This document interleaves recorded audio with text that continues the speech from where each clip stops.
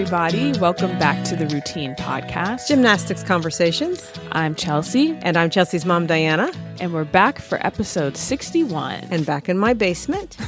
And back with the pups. I have a kiddie pool. And I have no children at home, no kitties. But my puppies are my kitties. And when it gets hot, I like for them to have a pool to kind of just wade around in. But I haven't used this kiddie pool in 2-3 years, maybe? I think since the day you bought it. I used it one day. That is true. That's true. That's true. All right. So we'll say 3 to 4 years. So long story short, rainwater has fallen into the kiddie pool along with sticks, leaves, bugs. Snakes? No snakes. No snakes. And this morning I was out with the pups and I looked and one of the golden retrievers with all the golden hair was rolling around in this kiddie pool. Goldens do love water. They're aquatic dogs. They are. So anyway, I caught the other one before the other one got in with that one. So I just had one wet, nasty, smelly dog. Here's a question for you. Okay, I'm listening. What has been harder, I guess, to deal with? Children. Your human children? Children. Or your dog children? But, I mean, I gotta say, like, the dogs, I think, are a little more spoiled than me and my brother were. And they should be. So, you guys, like, my mom spoils her dogs so... They have toys everywhere. And whoever comes over steps on all of the toys. And they're, like, hard, like, plastic toys. Here's the thing you need to understand about my puppies. What? They don't talk back. They just, and they're there. They're happy. Wherever I am, they're with me. That's true. So there's a difference. Children are much worse. Much, much worse. Okay. I'll be sure to let my brother know. Oh, he knows. Yeah, he does. But welcome back, everyone. We are back and better than ever, right? If you think so. Can you believe it's already July? Yes. It's been a long summer. I feel like summer hasn't even really started yet. Maybe it's the job. Oh, yeah. Maybe it's my new job. It's how that you're working. It's been a long summer. It was a quick winter and a long summer for you. Right. We got great comments for last week's episode with Dr. Dave Tilley, which I think we were kind of anticipating. Yeah. After we finished the interview, it was one of those situations where Mom and I just talk about what we talked with the interviewee about for the rest of the night, just because we want to continue the conversation ourselves. Yeah, it is. And I think he's got a way of expressing what needs to be said, but he also has the knowledge, the stats, so that it's so compelling. Mm-hmm. His interviews to me are always so compelling. Yeah. And you just want to get up and start doing something about the problem. Mm-hmm. I think when our listeners heard the interviews, based on the tweets and emails that we received, I think they felt the same way.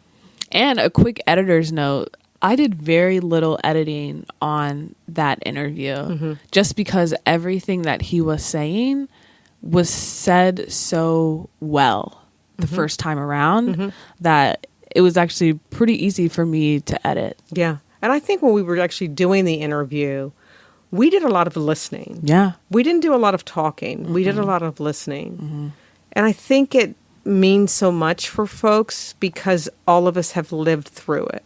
Yeah. Right? Whether it's the injuries, whether it's the coaches, whether it's the parents, we've lived through it. And so it just, from an emotional standpoint, it brings us back.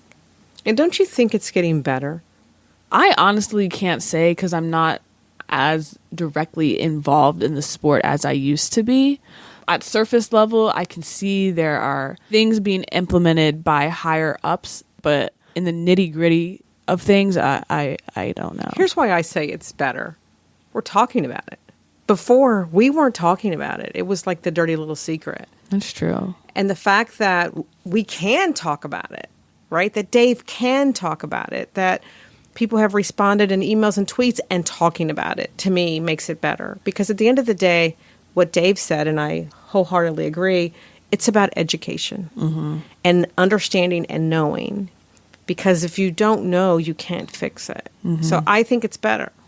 Dave actually tweeted us after the episode released, and he said, "A huge thanks to the Routine Podcast for asking me back to talk about stats on the rates of pain med use in the NCAA, major injuries in young gymnasts, high rates of gymnasts quitting the sport early, the undertone of fear and insecurity driven decision making, and more.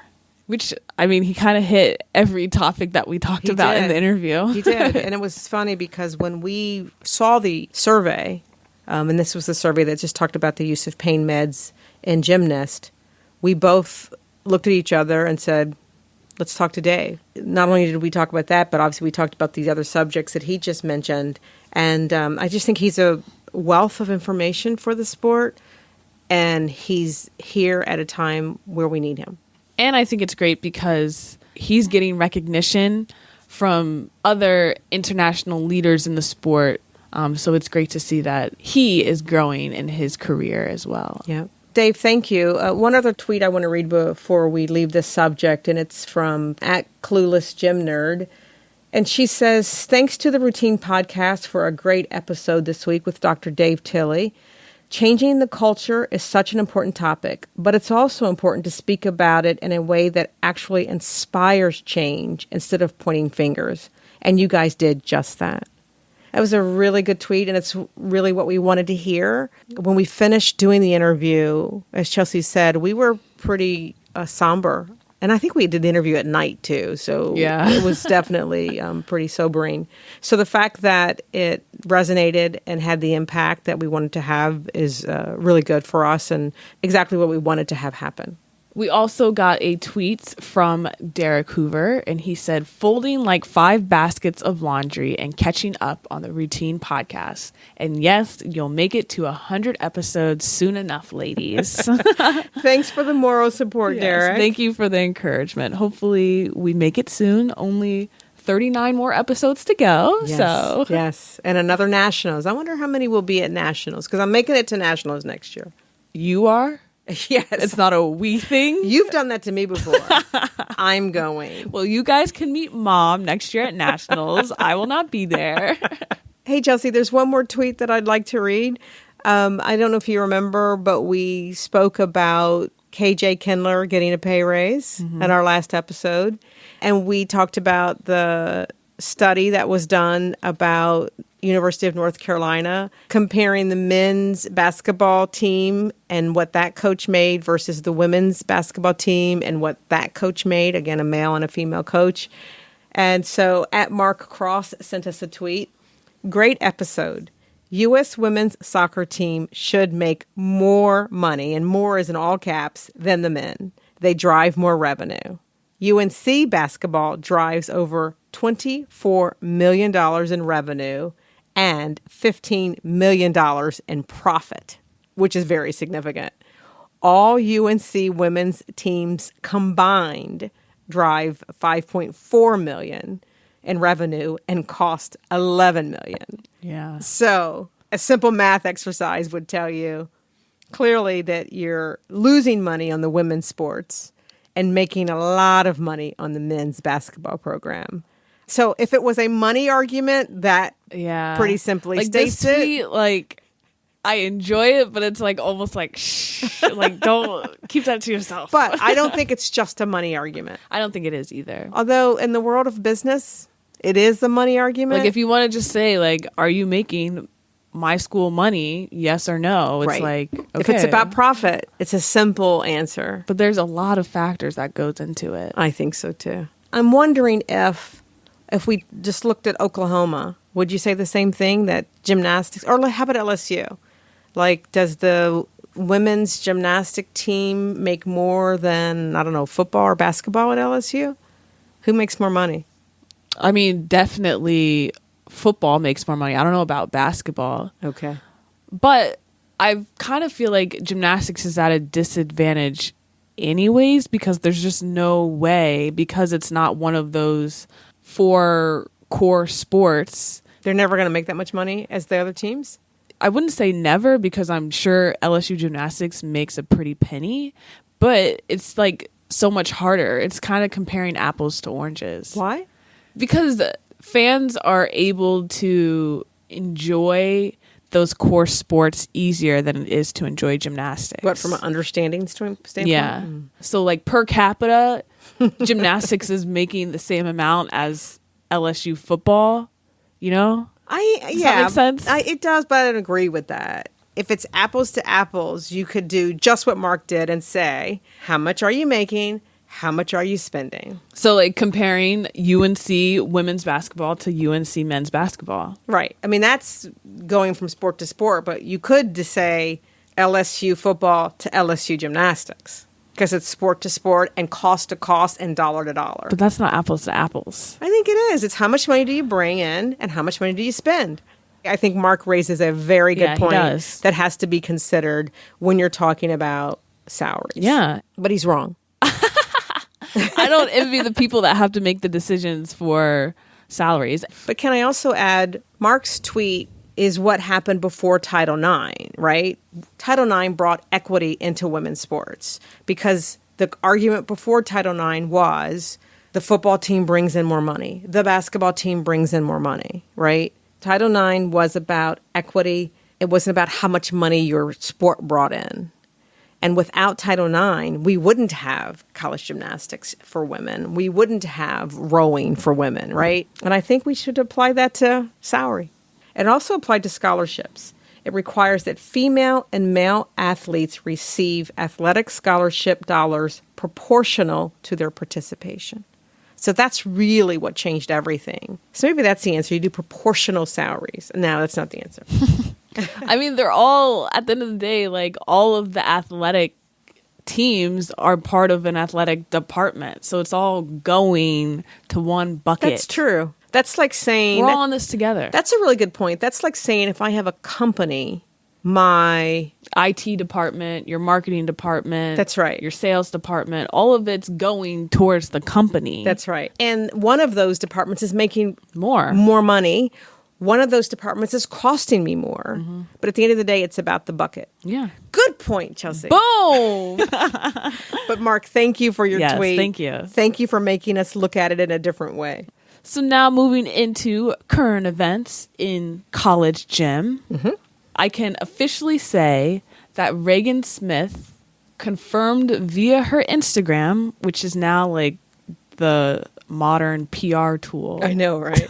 She's starting at Oklahoma this fall. That's great. She's already on campus. That's fun. I just think it's going to be great watching the senior Maggie Nichols and the freshman Reagan Smith together. I'm interested to see what type of college gymnast she's going to be. Yeah. And both being coached by KJ Kindler. Oh my gosh. Should we even like have a national championship next year? Right. We'll just say that Reagan took Brenna's place. I suppose they're very different gymnasts. That's why I was kind of just like, I don't know where you're going with this. Couldn't be more different, could they? So congrats to her and congrats to Oklahoma for that awesome new freshman. Absolutely. And we look forward to watching Reagan and Oklahoma. It looks like Caitlin Ohashi won 2 SB awards. So she won those awards for first, the best viral moment. Which, she had 125 million views on that floor routine. And that was the Michael Jackson floor routine, right? Yes. 125 million. And then she got the second SB for best play for perfect 10 floor routine. Yes. Which is great that went to a gymnast. And she is just the third ever to win that award by a female athlete. So not even a gymnast, but a female athlete. The third ever. Yeah. And, some like insecure men out there were not very happy with that award. Oh, now how do you know that? You know how Twitter is. Like, they wanted the basketball play to win. Gymnastics isn't even a sport. I told you about listening to that and watching that Twitter thing. I wanted to look real quick to see. You said she was the third woman.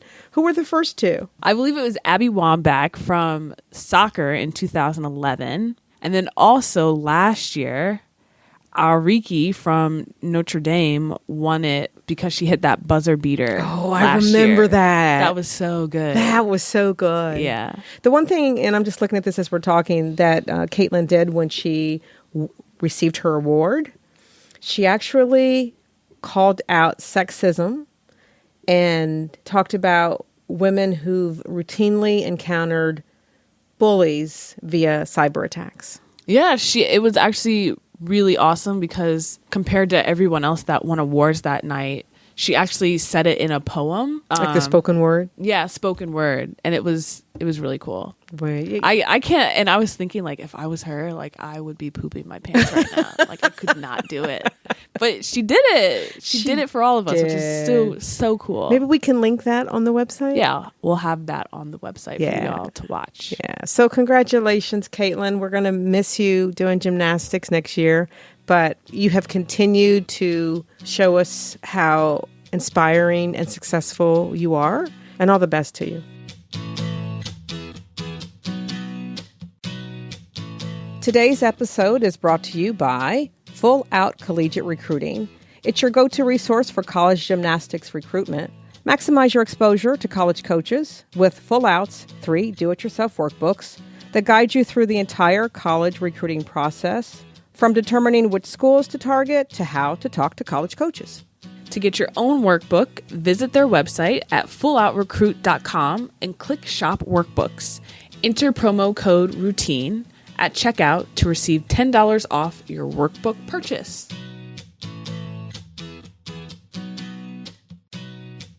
So speaking of amazing women, our interview today is with one of them. Yes. I'm really excited about this interview.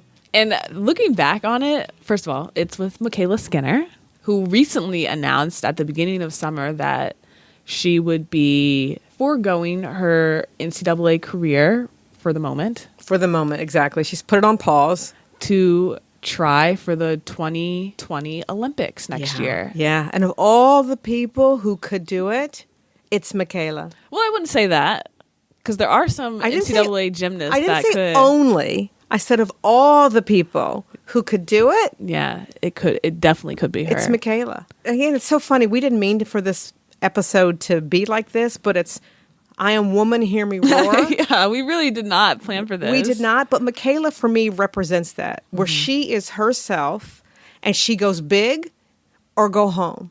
And that's just the way she rolls. And everything she does. Right, exactly. And that's why we're just always like, okay, go for it. No need to be apologetic. No. Right? Live your life. Yeah. And so the fact that we got the chance to talk with her really was special for us. Mm-hmm. So we're thrilled to be joined by MyKayla Skinner. Hi, MyKayla. Hey. How are you? I'm doing great. Thanks. We're so glad you could join us today. I know it took us a little while to get our East Coast time with our, is that Mountain time? What time is it where you are? Yes. No, it's East. No. See? I know. See, I'm confused now. But yes, we're doing it now, so we're good. So, how have you been? You know, it's been way different. I mean, I'm living at home again after being on my own in college, so it's kind of hard sometimes to, be around your parents again, especially when you get on your own, but I kind of love it because I get free cooked meals and I get to see family all the time, so I love it, but yeah, it's been a hard journey the last couple of weeks, but it's been going good. Sure, yeah. I was going to say probably harder than anything is being back home with mom and dad again. Oh, yeah. It definitely is, I have to say. It is. I feel like I grew up so quick, and then it was just like, here we are, back to the same old routine again. So same bedroom, same bed, same everything. Yep. Mm-hmm. So can we talk about your decision to go to Elite? It was a really, I guess, not a tough decision, but it's kind of been in the back of my head ever since the last Olympics. And I know after my freshman year, the Olympic coach and all the staff was really wanting me to come back to try for Worlds. And so I was like, we'll see. I don't know. I feel like I did that whole year going into the Olympics, then I did tour, then I came right to college and competed all season. And I was like, I don't know if I'm ready to jump back into this. That's just like way too much without a break. And so I came home for the summer after my freshman year, and I almost started crying in the gym because I was like, I can't do this. I'm not ready. It's just too fast. And so I was like, this just isn't going to happen right now. But I'm like, at least I still have, the opportunity. If I want to come back to do the Olympics, I can. And so as I was kind of getting through midway of this season, I was kind of getting more serious about it. My answer being 90% sure I was going to do it, even though I wasn't maybe 90% sure. And so then my coaches at Utah were they brought me into their office to are you fully going to do this? We need to know. And I'm like, I don't know, like I still don't know yet. Like I want to do it, but it's such a hard decision to make to have to like leave Utah, defer your senior year, and the training's just so much more intense and way crazy. And I was just like, I don't know if I'm capable of doing this again, but I feel like my body's held up really well and I've stayed in good shape. And I feel like I deserve to kind of go out there and give it one more shot, especially when I was, so close the last Olympics. And I really went out there and did my all. And so after thinking about it and having all the support from my friends and family saying, you could totally do this. We're going to help you get through this. You won't be alone. I was like, okay, like I can do this. Just give it one more push. And so, yeah, then the decision was decided right after season was over. I wanted to wait. So I kind of knew like a couple weeks before we had nationals. And then I was like, I'm ready to announce and I'm ready to do this. So it was pretty exciting. I almost had the chills. I was like creating the video for it. And I'm like, this is so crazy. Like, is this really happening right now? Like, oh my gosh, Wow. This is crazy. Like, this is going out. This is live. And so, I don't know. It's always been a dream of mine ever since I was a little girl to go to the Olympics. And I feel like this is my one last shot to do it, before I get too old. So. Wow. You've started training already, right? Yes. It was funny. When I first came back, it was like my first week home. And I was like, oh, maybe I'll take like a whole week just to enjoy myself and go do stuff. And then my mom and my coach Lisa had been talking a lot, and they were like, she should come in as soon as she can just because stuff's going to come up fast, and trying to get all my stuff back is going to be really hard. So she's like, the sooner the better rather than late. So I'd only been home for like 4 days, and I hadn't really had much of a break because season just got over. But I was like, well, if I'm going to come home and take the time to do this, I need to go all in and do what I can to be the best that I can so I can be prepared for this decision. And so I just went back, started playing with all my big skills again. And Lisa's like, let's just kind of take like a week and go around and try to get some stuff back and play with things. And then like everything started picking up so fast. And I was like, what is happening? This is so crazy. It's like I never stopped, And so, I don't know, it was so fun. After a couple weeks, I kind of started getting half routines ready because I was going to go to my first camp. And so they kind of wanted me to have a bar routine in 3 parts. And then I showed like a beam routine. I was like so stressed about it because I was like, this already? Like, I don't think I can do this. This is insane. This is the first week. I was trying to be so tough because I was like, I can't remember the last time I cried doing gymnastics, just because my body hurt and I was tired. And so there were several times where I was just like, I came home crying because I was like, I just can't, this is so hard. But then I was doing one of my bar releases one day, and my coach Bob was like, let's maybe try spotting a little bit less and try to get you ready for camp so you can feel more comfortable. Like, even though I can have spot, but they're just, try to make me feel more comfortable. But it was almost like I was kind of rushing a little too fast from that step. And so I had like whacked my chin on the bar super hard. I missed my hands on my pack, and I just like banged. So like my whole jaw was like, I couldn't chew. And I was like, I can't do this anymore. Like my mouth hurt so bad. I bit into my lip and I was bleeding. And I was just like, oh, this wasn't good. This wasn't a good moment. Not at all. And I was like, what did I get myself into? This is awful. Like, it just was one thing after the next. I was like, when is this going to stop, But I mean, sometimes you have to go through those crashes, and it was crazy, but I'm just glad that I was able to get back up and do it, because I was like, I'm not 15 anymore where I can just go and keep chucking things, and not be scared of it. But yeah, it's like weird getting my mindset back into elite and like pushing yourself and, pushing those limits of yours. And, Lisa has kind of started getting a little bit more intense a little bit.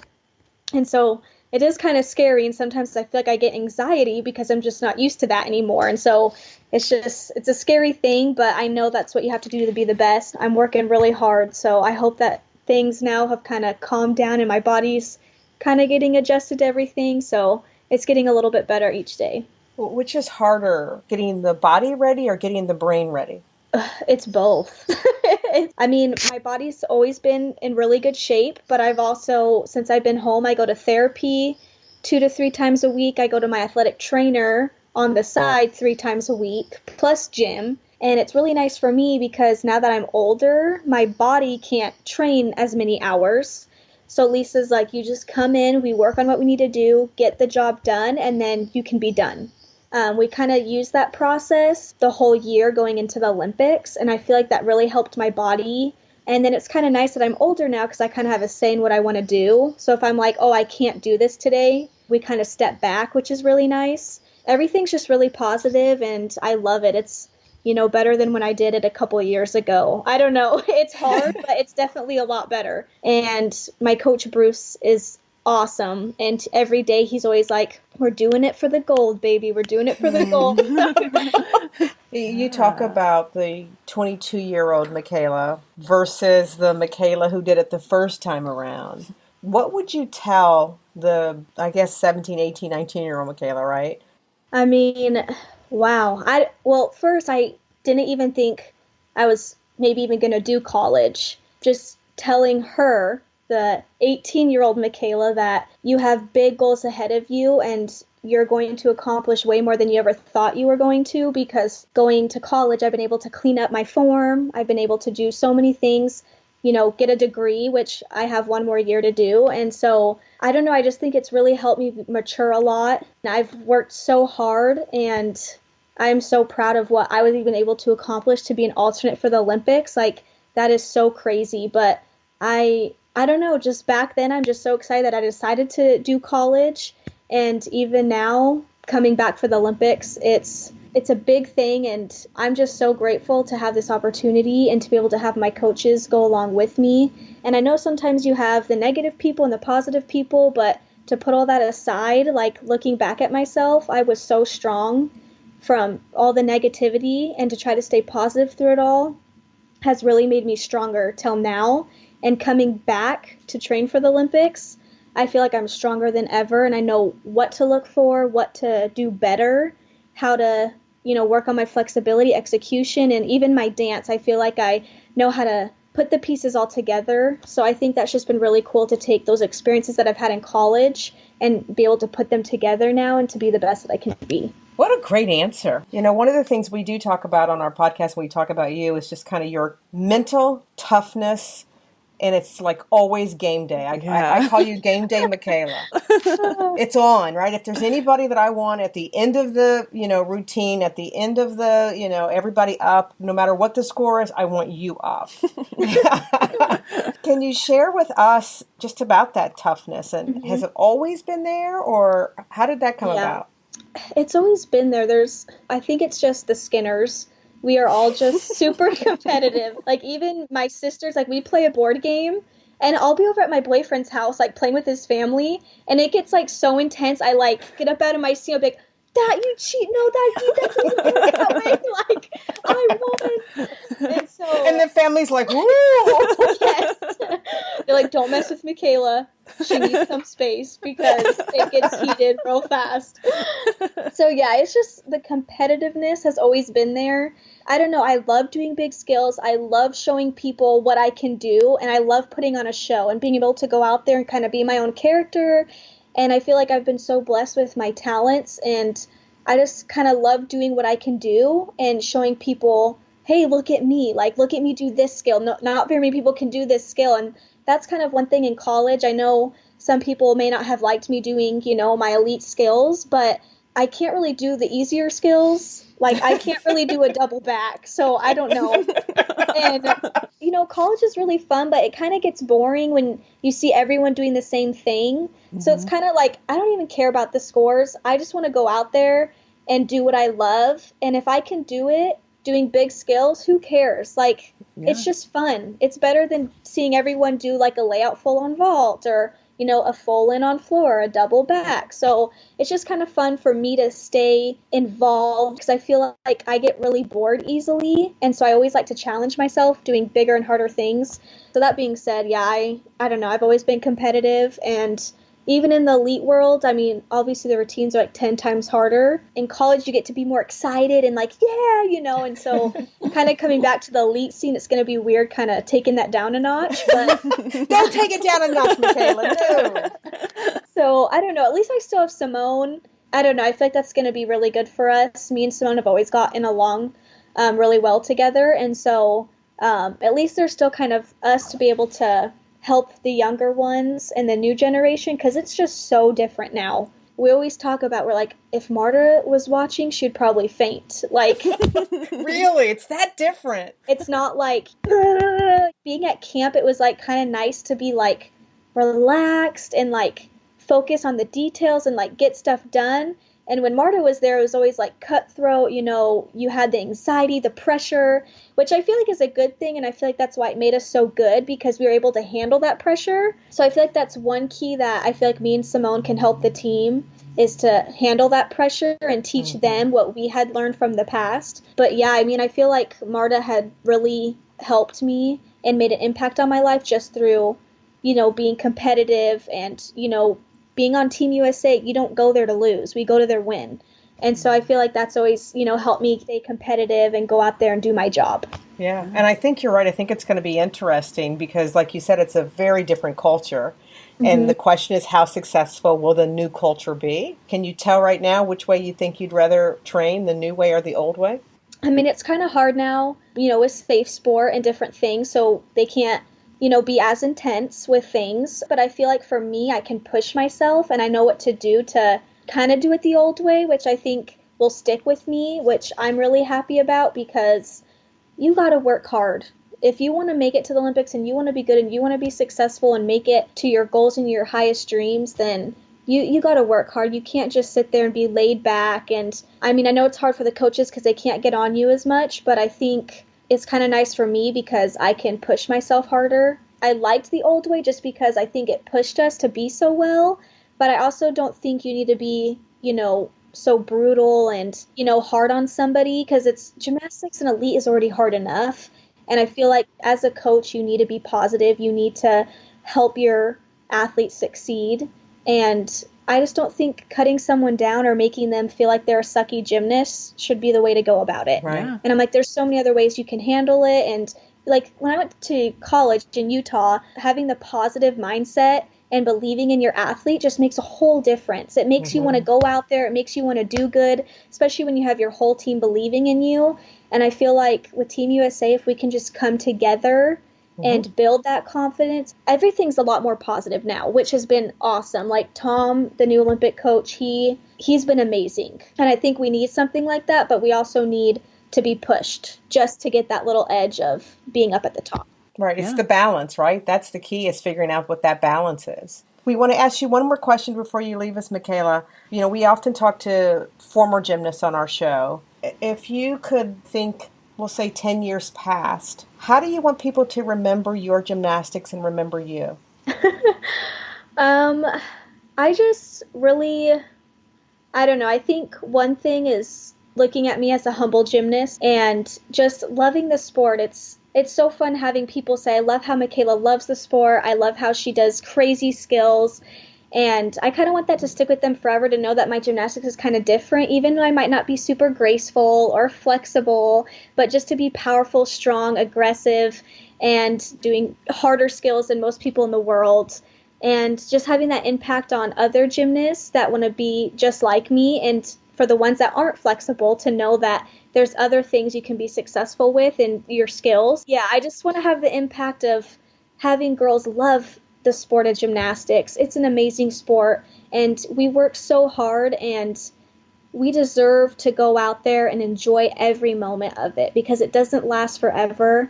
And you show the judges, I'm not going to give up anything. This is for me, and I'm doing this for myself and nobody else, and that's all that matters. What a great answer. Yeah. I know you said humble. I don't know how many people would equate you with being a humble gymnast. I don't either. Right? So when you say that to me, I just think, well, that's interesting. I would have never have put those together. MyKayla equal humble. Yeah. But I guess in how you feel that way. I never tell people like who I am or I'm training for the Olympics. And then, of course, like stuff starts coming up, and I just don't really care about that. I don't care to tell people, oh yeah, I'm going to the Olympics, like I'm MyKayla Skinner. Like, I just don't care that much. I just do it because I love it. And, if they find out about it, cool. But, I've heard from several different people how humbling it is to see MyKayla love herself and do the things that she does and not, tell everybody about it. Or even when I come home, my mom asks me about gym, and I'm like, I don't care to talk about it. Like, so my mom's like, every time MyKayla talks about gym, make sure you're listening, because she ain't going to talk about it again. So, I don't know. I just look at so many other famous people, and I'm just like, I just don't see like it needs to be a big thing, and everyone lives their life and they do everything, their way. And so, I don't know. I don't like talking about gym. I'm like, it's always been my life. Like, I like doing what I need to do. I like having my space and, just loving what I do. But yeah. Yeah, I think what I've learned in this interview, among many things, is that you do the sport for you and yourself. And I just think that's an amazing place to be. It really is. That's what it should be. I mean, we've worked so hard for this goal, and to achieve it for yourself is the most important thing. What a wonderful interview, Awesome. MyKayla. Oh, thank you. Well, we wish you the absolute best. Yeah. Nothing Thanks. but success. Go for it, girl. Yeah. Go Thank for you it. so much. What does Bruce say again? Go for the gold. Go for the gold. Go for the gold, MyKayla. All the best. Thank you so much. Thank you. Thank you for having me. It was so nice to meet you guys. You too. Okay, take care. Bye. Bye. Bye-bye.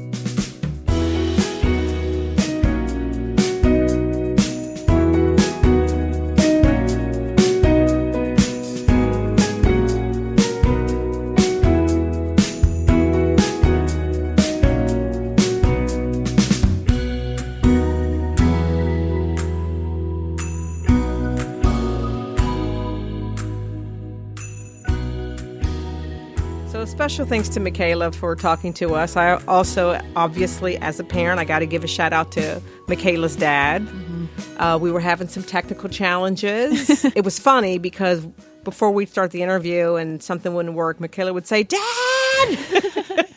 It's not working. Right. I don't know if he was like downstairs or, down the hallway, but he would come in, and very quietly just kind of fix the sound. And she's like, "Thanks, Dad." Before the interview, she was telling us how she's living back home now. Right. I remember after I graduated, I moved back home just for a little stint. Thank goodness. And this goes back to puppies or children. And it was like 3 months that I was living back home. I think we were good roommates. I just left you alone. I just didn't talk to you. Oh yeah, but we were sometimes cool. Like it wasn't like we ignored each other. I just didn't talk to you. But anyways, long story short, I ended up moving out after 3 months. After 3 months, it was time.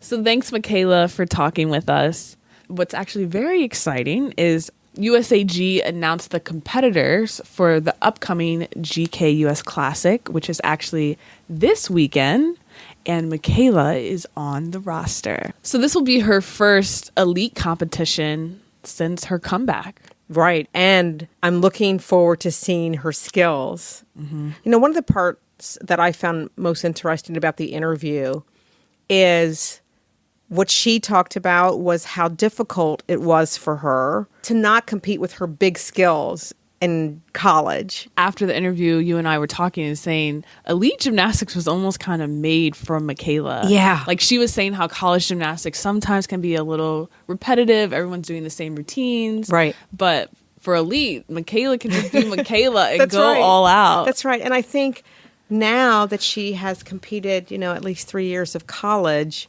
what I could feel in that interview, it's just a different, more comfortable MyKayla doing elite gymnastics now. So, and she's gotten the taste of both worlds. Yeah. Who can say that, oh, I did elite, I did a little bit of college, now I'm going back to elite. Right. And I may go back to college. Right. I also think what makes MyKayla an interesting athlete is that usually whenever we talk about elite gymnastics and college gymnastics, it's what former elite gymnasts are bringing to their collegiate careers and how that gives them an edge on other NCAA gymnasts. But for MyKayla, because of the type of athlete that she is, college gymnastics almost gives her an edge on other elite competitors because she was able to clean up her form, have better dance, be more flexible in ways that she wasn't before she started her NCAA career. Agreed. And I would also say it allowed her to be more competitive at the critical times. Because MyKayla was always at the end where the gymnast in front of her or two in front of her had fallen and they needed her score. Yeah. Right? So from a pressure standpoint, she also for the last 3 years has been that gymnast. And I think she ended up having like a 99% hit rate on her routines, right? Maybe 98. I think she missed like 1 or 2 routines. Over 3 years. And she was an all-around in the majority of the meets. Yeah.